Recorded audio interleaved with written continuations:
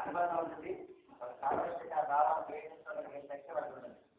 మనం వచ్చి ఒక ఎదురు ఇస్తున్నా ఒక అరగంట సేపు మాట్లాడగలం.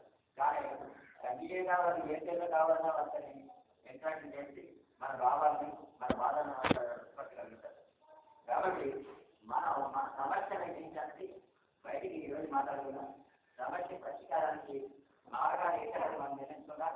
దాన్ని బట్టి ఒక ప్లాన్ తయారు చేస్తున్నాం. ఏ పద్ధతిగా చూస్తే మన దానికి అవకాశాలు దిగుపడతాయన్నది చూద్దాం. కాబట్టి దాని ప్రకారం మనకు 3 జిల్లాలు అయితే మనం కలగలిగారు. కానీ 10 జిల్లాలు మన కలపడం అవసరం. కాబట్టి 10 జిల్లాలతో కూడా సమావేశం పెట్టే ముందు మనకు నిక్కచ్చిగా ఈ అవసరమైన మన పోరాడే నాయకత్వం కావాలి.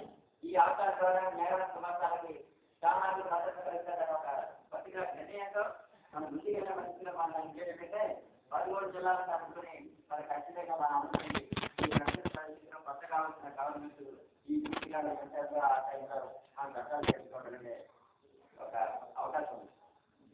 ఏంటంటే హిమాచల్ ప్రదేశ్ లో హైకోర్టు న్యాయమూర్తులు దగ్గర న్యాయవాది గుమ్మస్తారు.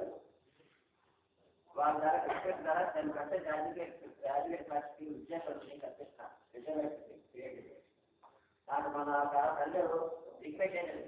మా తాలూకా క్యాండిడేట్ పర్టికులర్ కోర్టు మంచిలేదు కాబట్టి దాని ఏదో సహాయం అన్నాను. నేను చెప్పాను బ్యాక్లాగ్ వచ్చేదానికి ఏమైనా ప్రయత్నాలు చేయగలిగితే మీకు ఆ అవకాశం ఉండేటట్టు ప్రయత్నించాలండి. అతను అన్నారు కరెక్ట్ అండి.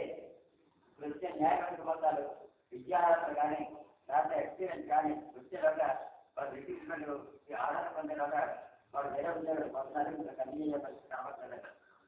కాబట్టి మనకి కూడా ఆంధ్రప్రదేశ్లో నాకు తెలిసి 85లో మనం న్యాయవాది పొందానికి మన ఖచ్చితంగా 2% డిమాండ్ చేయడం జరిగింది.